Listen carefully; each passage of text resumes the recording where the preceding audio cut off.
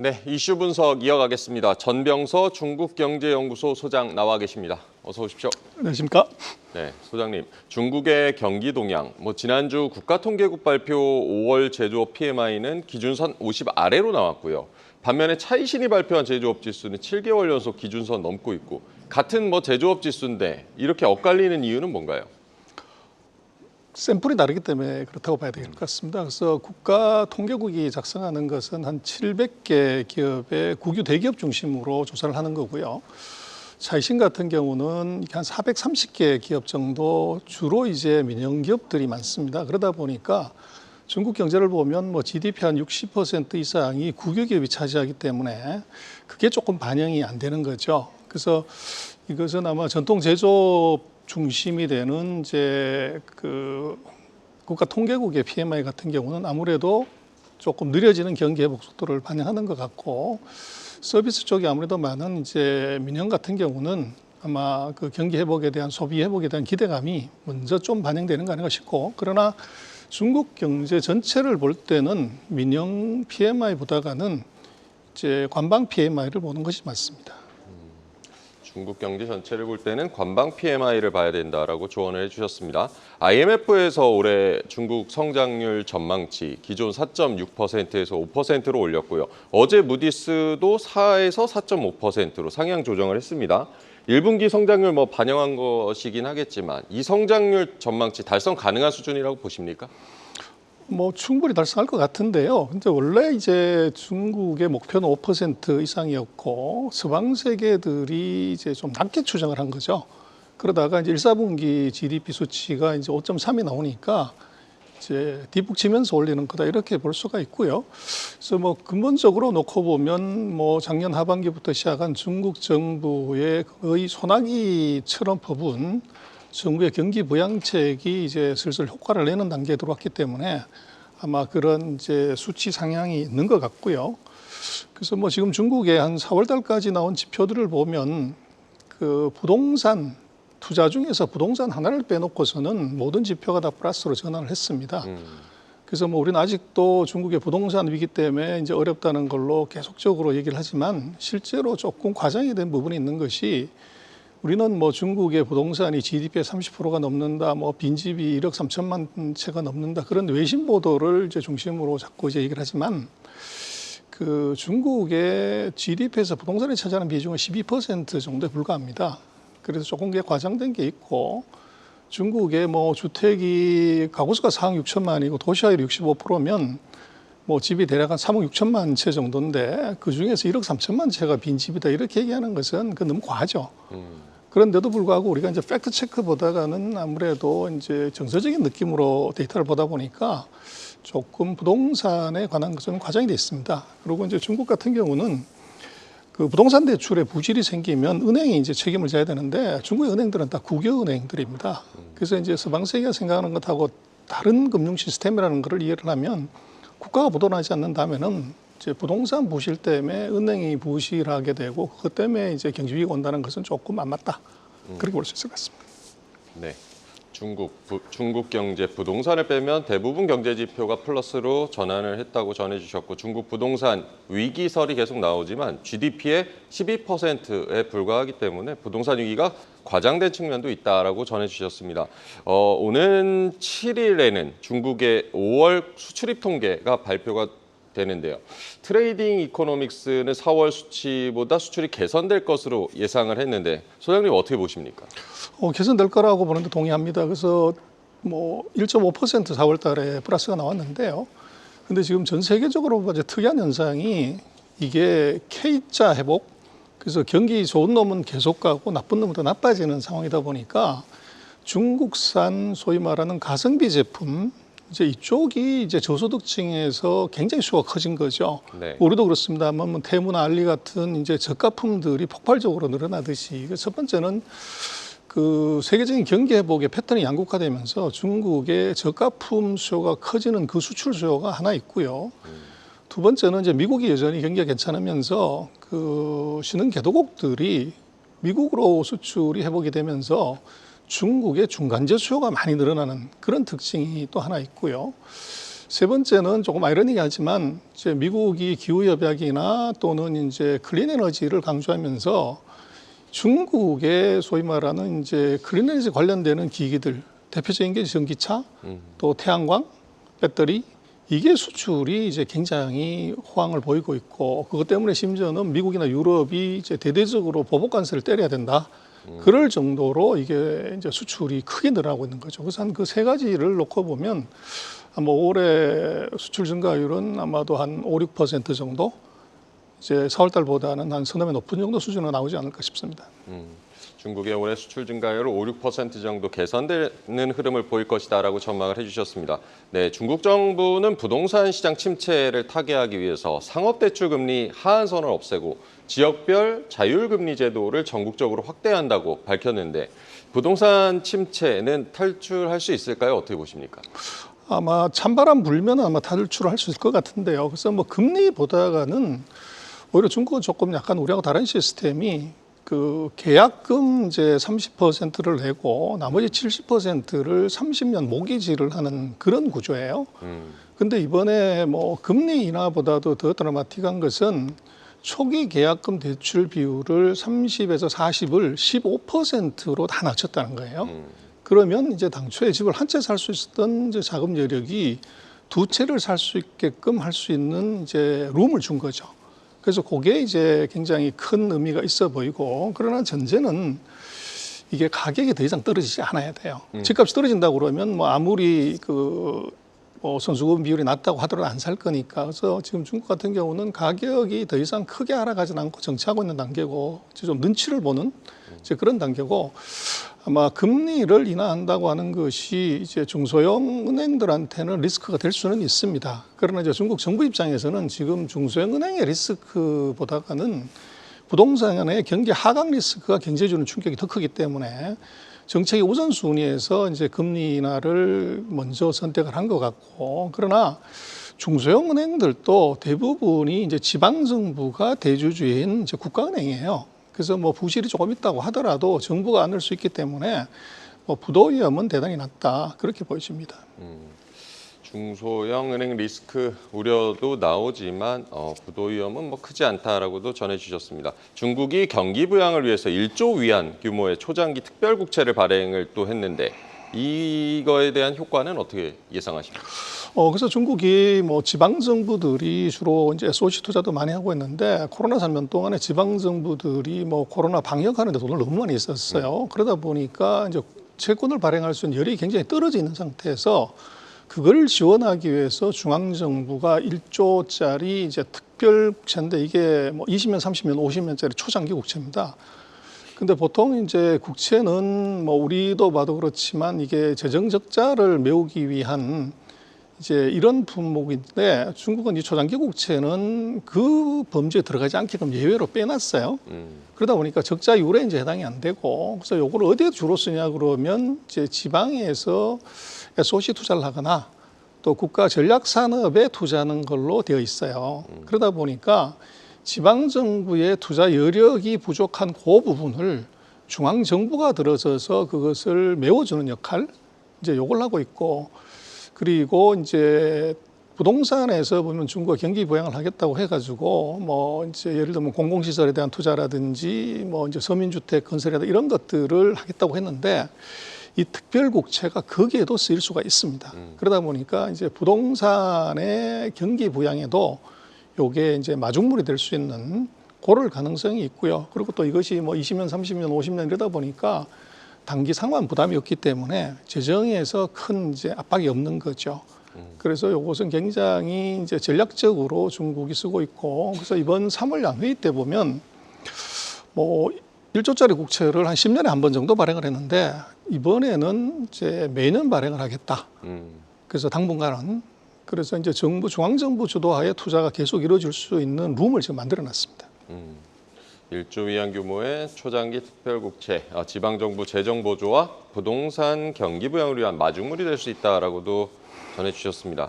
네, 중국 증시 뭐 최근에 약간 뭐 흐름 조정받고 있긴 하지만 레벨 자체는 어느 정도 좀 올라온 것 같습니다. 중국 증시 이렇게 반등 흐름 보인 이유는 뭐라고 보십니까?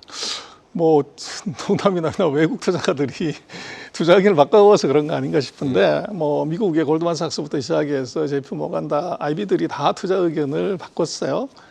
이제 매수로 다 올리고 뭐 이런 얘기를 하는데 근본적으로는 제가 볼 때는 중국 경제의 회복이 이제 가시화되고 있고 두 번째로는 그걸 알아챈 외국인들의 순매수가 계속 이어져요. 그래서 아직 중국에 이제 개미가 얼마나 되냐면 개인 투자가가 2억 명이 넘어요. 근데 2억 명이 움직이면 이것은 뭐 정부도 감당이 안 되는 그런 건데 아직 개미들이 움직이는 조짐은 보이지 않지만 외국인 투자가들이 최근 넉 달 동안 계속 순매수를 지금 하고 있습니다.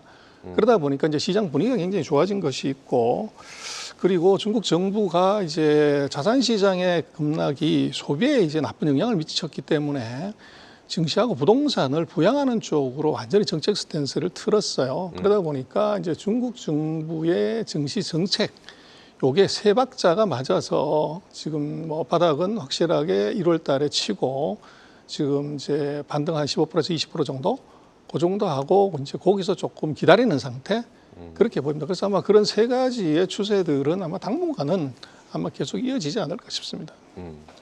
네, 최근 중국 증시의 반등, 중국 경제 회복을 알아챈 외국인들의 순매수가 이어지고 있고 중국 정부의 그 증시 활성화 조치도 효과를 보고 있다라고 분석을 해주셨습니다. 중국판도 밸류업 프로그램이라고 불리는 신국 구조, 뭐 배당이나 자사주 매입, 또 소각을 강화하는 것이 주요 내용인데요. 중국 상장사들이 뭐 작년 실적 부진에도 모두 뭐 418조 원을 배당을 했다는데 이 신국 구조의 효과는 어떻게 보십니까? 있습니다. 그래서 우리나 일본 같은 경우는 뭐 밸류 프로그램 이제 많이 얘기를 했지만 우리는 강제 조항이 없죠.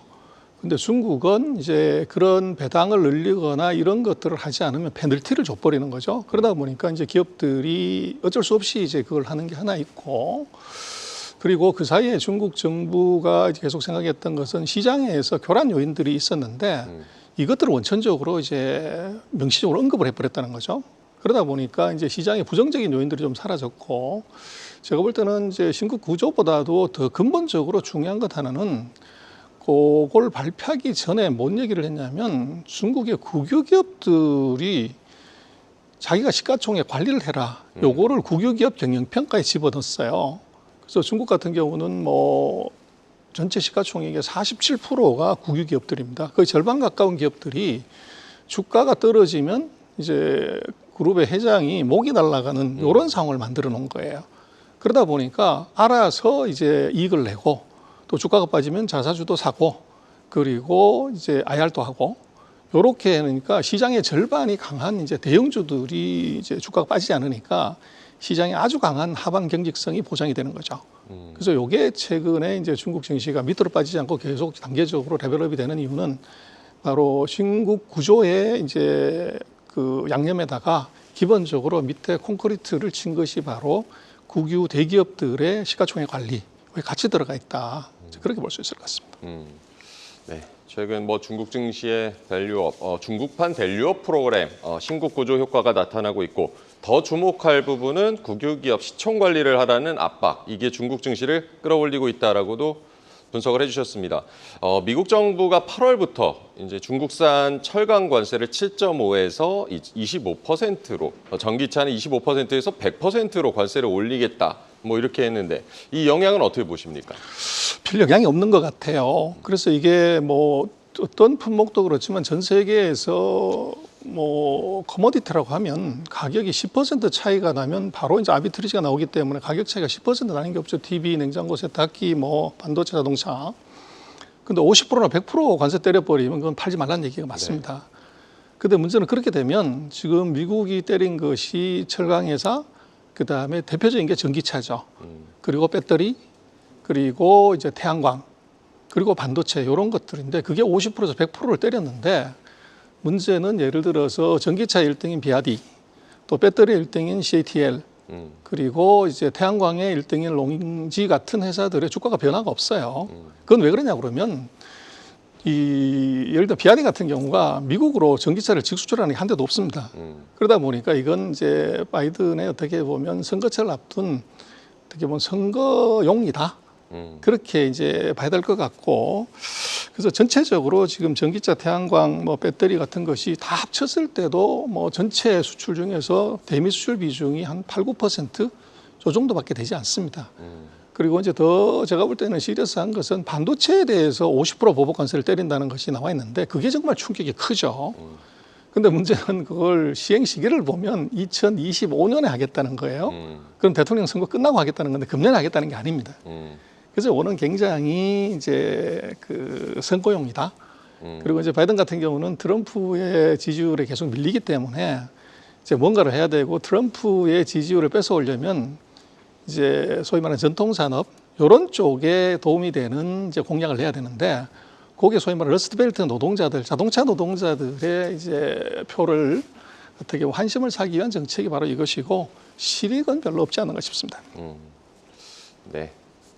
미중 관세 전쟁, BYD, 뭐 CATL과 같은 이런 기업들의 주가 변화가 크게 없다. 뭐 대미 수출 비중이 크지 않기 때문에 너무 우려할 필요도 없으실 것 같습니다. 네, 중국도 뭐 이에 맞서서 록히드 마틴과 같은 미국의 방위산업체 12곳에 대한 제재 조치를 발표하면서 좀 갈등이 좀 그래도 비춰지는 양상인데 앞으로 좀 미중 갈등은 어떻게 될 거라고 예상하십니까? 제가 볼 때 11월 말까지는 서로 얼굴은 묵히지만 주먹은 내지르지 않는 그런 양상이 시작될 것 같아요. 그래서 지금 뭐 록히드 마틴은 하지만 미국의 방산업체한테서 뭐 중국에 무기 구매하는 건 아니거든요.